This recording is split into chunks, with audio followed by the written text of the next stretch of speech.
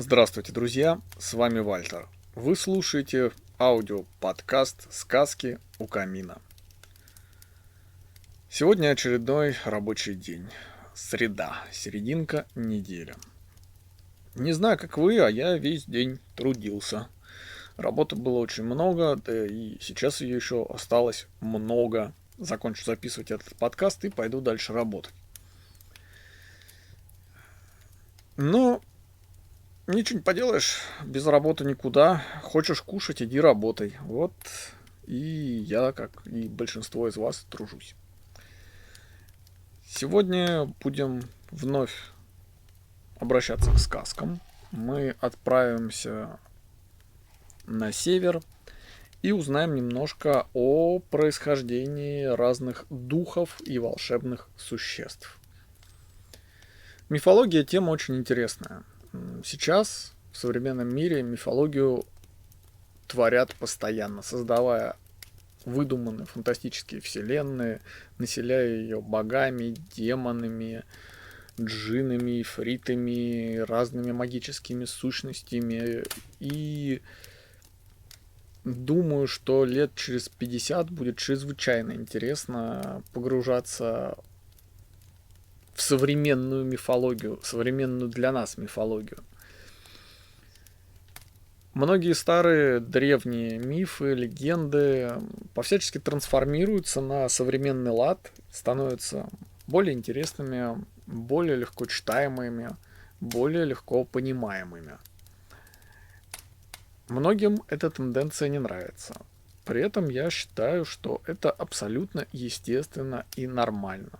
На протяжении всей истории человечества легенды и мифы изменялись. Что-то сохранялось, конечно, в большей целостности, что-то в меньшей, но всегда происходили те или иные изменения, которые сохранялись в народной молве и передавались из уст в уста от матери к ребенку и так далее. Любые мифы, любые легенды, любые подобные сказки призваны в первую очередь чему-то учить, либо от чего-то защищать, остерегать, так или иначе огораживать от бед. И каждому поколению, каждому периоду времени свойственно перекладывать истории на понятный новому поколению язык. Понятный как и темпом речи, так и отдельными словами, формами слов, отдельными образами. В современном глобальном мире скорость общения чрезвычайно высока. Скорость передачи историй, сказок, рассказов, написанных мифов и легенд современности, передача информации занимает меньше секунды. Если раньше придуманная сказка должна была быть пересказана несколькими людьми, потом может быть записана, книжки скопированы и напечатаны и розданы, да? Или переписаны вручную, если взять древние больше времена. И опять чтение медленное и пересказы. Сейчас же все сказки, рассказы, мифы, легенды, создаваемые или архивируемые из культурного наследия, передаются реально за секунды. Они всегда доступны буквально у вас в телефоне. И такой темп передачи историй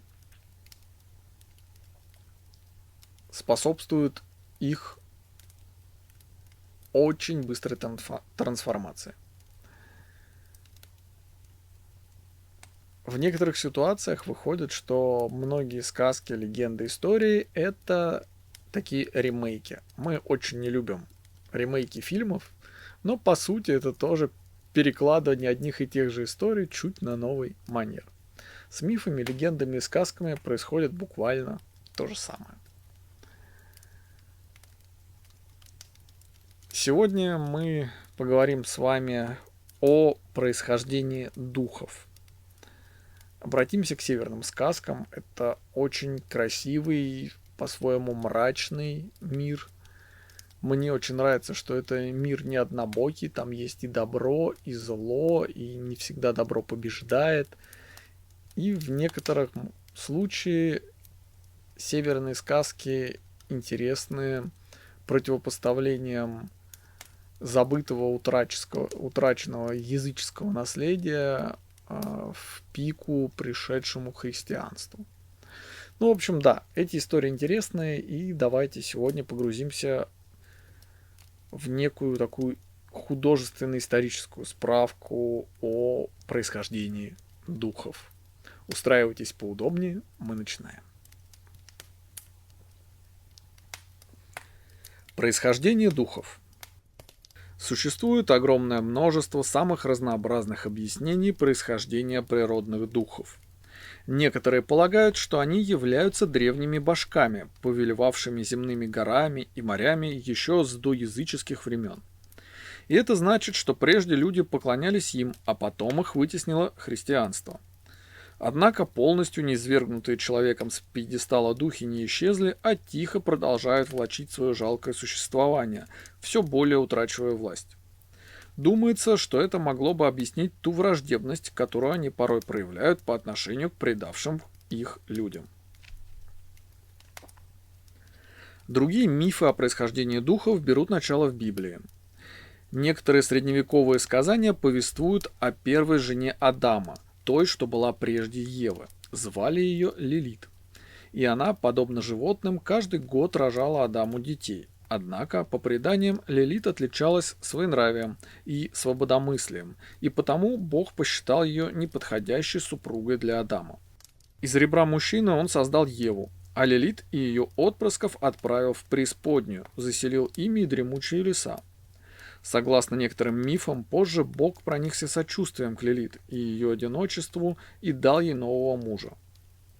Потом этой парой стали троллями и другими сверхъестественными существами. В другой версии предания рассказывается о том, как Ева однажды мыла своих детей в реке.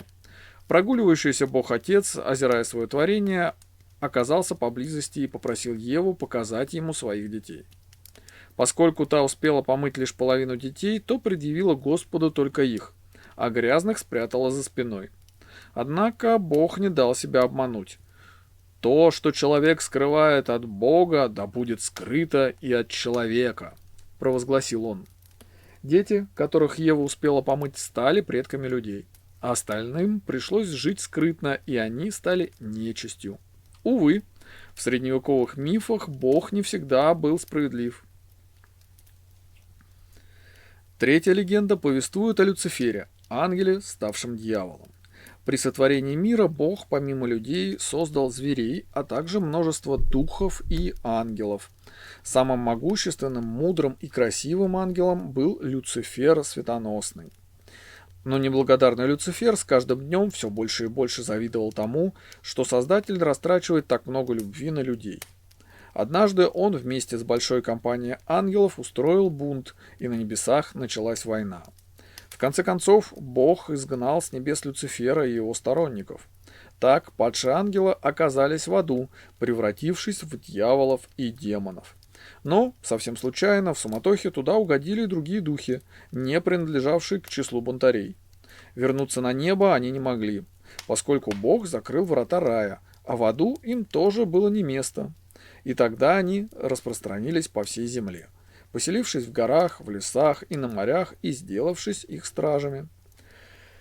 В древнескандинавской мифологии говорится о светлых альвах и черных альвах, сверхъестественных существах, которые, хотя и не были богами, обладали властью над стихиями.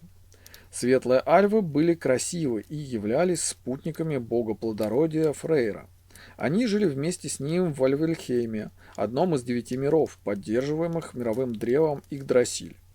Черные альвы были, в свою очередь, отвратительными карликами, обитавшими в мрачном Свартальхейме, царстве черных альвов. Будучи очень искусными кузнецами, они создали для богов многие из их магических орудий, например, выковали молот Мьёльнир для Тора. Вот такая вот короткая история о происхождении духов. Интересная мифология. Будем честны, я абсолютно не верю в существование Бога в той или иной форме, богов в той или иной форме. Для меня все истории, любые религиозные истории, это всего лишь мифы и легенды. Или сказки. Воспринимайте как хотите. То есть, по сути, это комплекс нравоучительных историй для того, чтобы воспитывать тот или иной народ в определенном моральном ключе. Вообще, каждая сказка по-своему интересная. И многие сказки, и многие образы из этих легенд у разных народов в том или ином виде повторяются. Иногда даже очень близки по названию. Я думаю, что в цикле этих видео в октябре мы обратимся к некоторым таким сказкам, которые придется читать там минут по 20-30. Я постараюсь что-нибудь подобрать и найти время, чтобы это сделать. И мы увидим знакомые нам образы из мифов и легенд разных народов, собранные в одну и ту же историю, но там, может быть, с разными именами главных героев, но с одним и тем же сюжетом. Сегодня у нас, по-моему, уже 9-й эпизод нашего подкаста, 9-я сказка. Это хороший результат. Я очевидно понимаю, что я не смогу делать весь месяц ролики ежедневно. Времени у меня, к сожалению, нет. Уже завтра, в четверг, я уезжаю в Санкт-Петербург. У меня там работа, дела и встреча с моим клубом.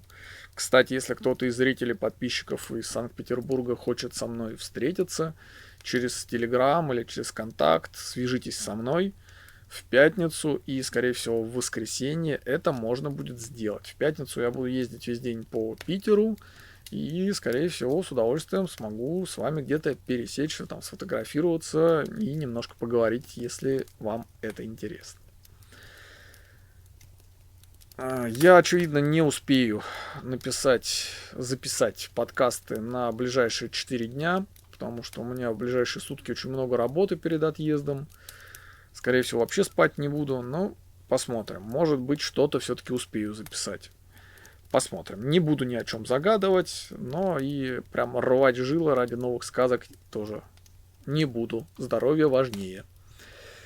Да и подкаст, к сожалению, слушает очень маленькое количество людей. Там меньше, наверное, 3-4 сотен человек, если посмотреть по всем площадкам. Хотя ВКонтакте показатели весьма высокие, но я сомневаюсь, что, как там показывает, там 2-3 тысячи просмотров, думаю, что человек, наверное, 100-150 там в лучшем случае досмотрело до конца. Лайков там мало, комментариев нет вообще. Ну, как-то так. Пока я делаю эти сказки исключительно в удовольствие, ну и для того небольшого круга слушателей, которым это нравится. Для меня это такой способ немножко перезагрузиться в плане работы над видео. Последние несколько месяцев были чрезвычайно тяжелыми для меня. И такой легкий контент помогает мне войти в рабочую колею. Ну, думаю, вы заметили, что на канале появляются сейчас и шортсы, и большие видео, снятые в течение года, монтируются, выкладываются, и добавляются новые лекции, которые мне присылают без моего участия, я тоже их собираю и выпускаю. И постепенно все возвращается на круги своя в осенне-зимний режим для работы. Если вы зайдете в мой Телеграм, увидите там сегодняшние анонсы. Анонсы 2 больших циклов лекций. Это очень клево. Будем читать лекции в Москве. Посвящены они будут реконструкции и истории 13 века и сложностям и особенностям проведения мероприятий, посвященным, собственно, Западной Европе. Исключительно Западной Европе. Думаю, вам будет интересно посетить эти мероприятия. Они будут бесплатные, вход будет свободный. А также анонсировали 3-й цикл лекций в библиотеке города Одинцово. Будет 7 лекций в моем исполнении. Будут они посвящены в первую очередь повседневной жизни в Средневековье. Поговорим о жизни в деревне, в городе, в замке, о строительстве соборов, о том, как люди жили между деревнями, городами, селами, о путешественниках, о тавернах и так далее. В общем, попробуем охватить жизнь в 13 веке с разных сторон. Думаю, что будет интересно. Лекции тоже будут абсолютно бесплатные, со свободным входом. Видите, я сегодня уже так заговариваюсь, чуток устал. Но думаю, что вам не помешало прослушать этот подкаст, благо слушают его, как я понимаю, только преданные поклонники. Что ж, друзья, если вы дошли в прослушивании до этого момента, пишите в комментарии слово... Какое же придумать слово? А пускай будет светоносный. Хорошего вам вечера, друзья. Желаю вам легко закончить эту рабочую неделю и хорошо отдохнуть на выходных. Не забудьте подписаться на мой Рутуб, на мой Телеграм и на страничку ВКонтакте. Спасибо вам за то, что вы поддерживаете меня на разных площадках. Я буду стараться делать интересный контент. Доброй ночи, друзья!